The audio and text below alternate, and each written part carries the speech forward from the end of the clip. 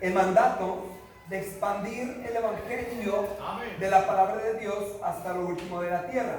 ¿Qué es el evangelio? La muerte, la sepultura y la resurrección de Cristo. Cuando hablamos del evangelio, hablamos de que solamente en Cristo hay salvación. Y es lo que tenemos que divulgar, es lo que tenemos que hacer. Me encanta cuando el endemoniado de Gadara, ¿verdad? Una vez que tiene a Cristo, una vez que es convertido o una vez que es sanado, dice la Biblia que estaba sentado, vestido y en su juicio cabal. Y después le dice el endemoniado, llama al endemoniado a Jesucristo: déjame servirte, Señor. Y le dijo Cristo: no, vete a los tuyos y cuenta cuán grandes cosas el Señor ha hecho contigo y de cómo ha tenido misericordia de ti, ¿verdad? Nosotros, hermanos, sabemos de dónde Dios nos sacó, amén, hermanos, de dónde venimos, y solamente tenemos que contar lo que Dios ha hecho con nosotros y cómo Él ha tenido misericordia de nosotros. Pastor, ¿por qué debo predicar la palabra de Dios? Número uno, porque es su mandamiento. Número dos, por gratitud nada más. Solamente por gratitud, ¿verdad? En Hechos 2:41, el Señor nos dejó un modelo para poder imitar. Y ese modelo es la iglesia primitiva. Una iglesia que verdaderamente predicaba la palabra de Dios. Yo recuerdo, antes de irnos al campo misionero, el pastor Lupe Aranda me dijo: hermano Víctor, haz de tu iglesia una iglesia ganadora de almas. Yo veo, hermanos, la iglesia primitiva, una iglesia que fue una iglesia ganadora de almas. El Señor desea iglesias con compasión por las almas. Debemos, hermanos, ser una iglesia ganadora de almas. ¿Por qué? Una iglesia ganadora de almas, escuchen bien, será una iglesia fuerte. Es cierto, cuando se empieza, ¿verdad? La iglesia, bueno, se empieza con una familia, con dos familias. Yo no sé cómo se empezó aquí, pero a través de los años se sigue ganando almas.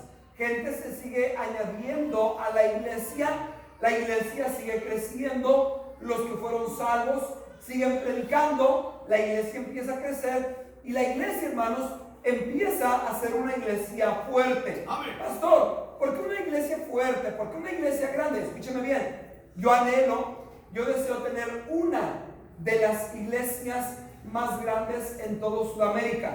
Queremos tener una de las iglesias más grandes en toda Sudamérica. Yo no sé cuánto exactamente tenemos en asistencia, pero, hermanos, queremos seguir trabajando.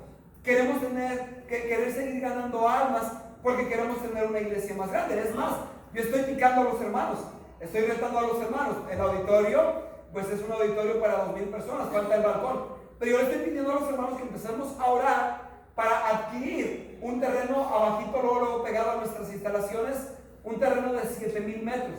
Y yo quiero hacer un auditorio en un futuro para 5,000 personas.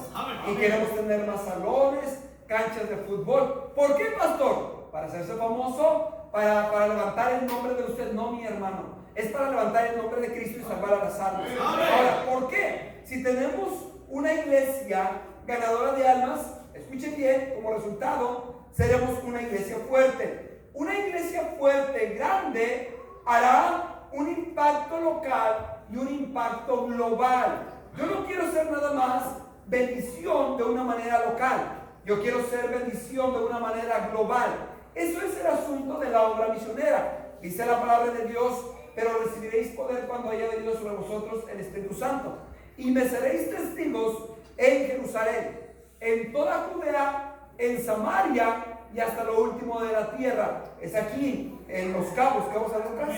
Sí, en toda La Paz, en todo el país y hasta lo último de la tierra. Hermanos, Dios quiere que aprendamos a desarrollar un corazón misionero, que nuestro corazón sea un corazón misionero, que nuestra actitud sea una actitud misionera, que nuestro espíritu sea un espíritu misionero. Dios, hermano, escuche bien esto, desea que como iglesia nos involucremos en la obra misionera, nos involucremos y participemos en en el nacimiento y en el crecimiento de otras iglesias.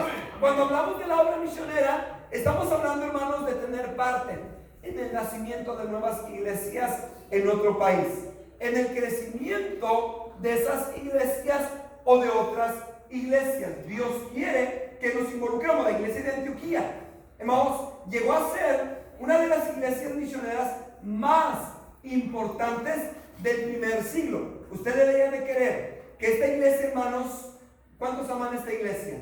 Amén. Usted debería de querer que esta iglesia sea una iglesia importante en este lugar, hermanos.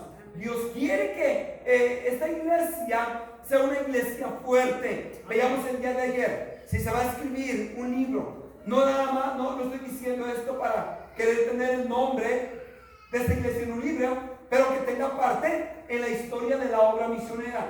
Amén. Queremos que esta iglesia sea importante. Yo quiero que la iglesia de Riobamba, hermanos, la iglesia de Tango, la iglesia de Taisha, hermanos, todos los lugares donde podamos llegar y predicar la palabra de Dios y fundar una iglesia, sea importante o clave en la salvación de la humanidad. El propósito de la obra misionera es establecer iglesias con una visión misionera. Hermanos, tengamos una visión misionera. Miremos hasta lo último de la tierra. Miremos Cabo San Lucas, miremos La Paz, miremos, hermanos, nuestro país. Gracias a Dios, yo estuve en una conferencia la semana pasada, lo dije al parecer ayer. Habían cerca, un promedio de 70 misioneros con pastores, y yo pude ver, saludar a misioneros que van a otros países. Hermano, Dios está bendiciendo a nuestro país, y Dios está usando a nuestro país para enviar más misioneros. Yo no sé cuántos misioneros hay en todo el país, pero son decenas de misioneros que están buscando sostenimiento económico y en oración para llegar a su campo misionero. Seamos parte, hermanos, en el establecimiento de nuevas iglesias. Debemos establecer más iglesias, apoyar más misioneros y tener como iglesia, escuchen bien, un enfoque misionero. Tengamos un enfoque misionero, ¿verdad? No nada más cuando pasa la conferencia misionera, no, todo el año. Un corazón misionero, un espíritu misionero y un enfoque misionero. Ahora nuestros jóvenes, yo doy clases a nuestros jóvenes de la vida de Pablo, doy clases de doctrina de misiones, doy clase de los viajes misioneros del apóstol Pablo. Y queremos poner a través de la palabra de Dios, con la ayuda del Señor, en su corazón un corazón misionero. Queremos que amen la obra misionera, queremos que vayan como misioneros. Más tarde, hermano, la iglesia de Antioquía se convirtió en el campamento, escuche bien, donde los primeros misioneros, o donde los viajes misioneros partieron, escuche bien, y fueron viajes misioneros los más largos y productivos de la historia del cristianismo. Es increíble, hermano. Sí es cierto, la iglesia de Jerusalén, pero cuando la iglesia en Hechos 11, no vaya, de Antioquía de Siria, es fundada, en el capítulo 13 de Hechos, la iglesia empezó a enviar a sus primeros misioneros. ¿Dónde está la iglesia de Jerusalén? Creo yo que la iglesia de Jerusalén se empezó a acomodar. Que Dios nos libre de acomodarnos como iglesia. Que Dios nos libre de llevar a bien relax, bien tranquilo. No, hermano. Tenemos que levantarnos, tenemos que predicar la palabra de Dios, hermanos. Y la iglesia de Antioquía de Siria fue clave, hermanos, en enviar a misioneros. Mire, ojalá y no en muy tiempo largo, esta iglesia tenga el privilegio de enviar a sus primeros misioneros, de ser una cuna de los misioneros. Yo quiero que Riobamba sea una cuna de los misioneros en todo el mundo. No hay ningún misionero aún ecuatoriano en otro país, no hay.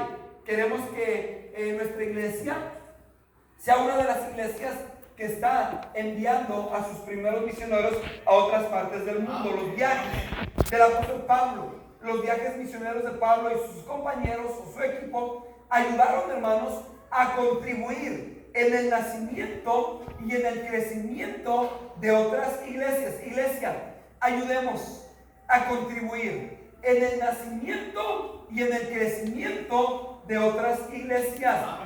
Yo hice diputación por 8 meses y en 8 meses corrí 300 iglesias. Y hermano, una locura totalmente. Íbamos de aquí para allá, de ahí, en diferentes, en la madrugada manejábamos, terminaba de predicar en un lugar, me iba a otro lugar. 300 iglesias en 8 meses. No nos apoyaron esas 300 iglesias, claro, ¿verdad? Unas cuantas iglesias. Ahora Dios nos ha sostenido. Dios ha sido bueno para con nosotros. Pero lo que estoy diciendo, hermano, que hay iglesias que tienen parte con nosotros en el campo misionero. Pablo dijo, no es que busque dádivas, sino que busco fruto que abunde a vuestra cuenta. Vaya primero a los Corintios, por favor. Capítulo 3. Primero a los Corintios. Tenga parte en el nacimiento y en el crecimiento de otras iglesias como iglesia. Y vaya primero a los Corintios. Primero a los Corintios, capítulo 3. Primero a los Corintios, capítulo 3, versículo 6. Miren lo que dice, primero a los Corintios 3, 6. Dijo Pablo, yo planté, Apolos la regó, no dijo Apolos regó, ¿verdad? Pero el crecimiento lo ha dado Dios. Así que ni el que planta es algo, ni el que riega, sino Dios que da el crecimiento. Y el que planta y el que riega, ¿qué dicen? Son una misma cosa. Aunque cada uno, tremendo, recibirá su recompensa conforme a su labor. Y el que planta y el que riega son una misma cosa. Delante de Dios somos iguales. El misionero no, escuchen bien esto, hermanos, el misionero no es más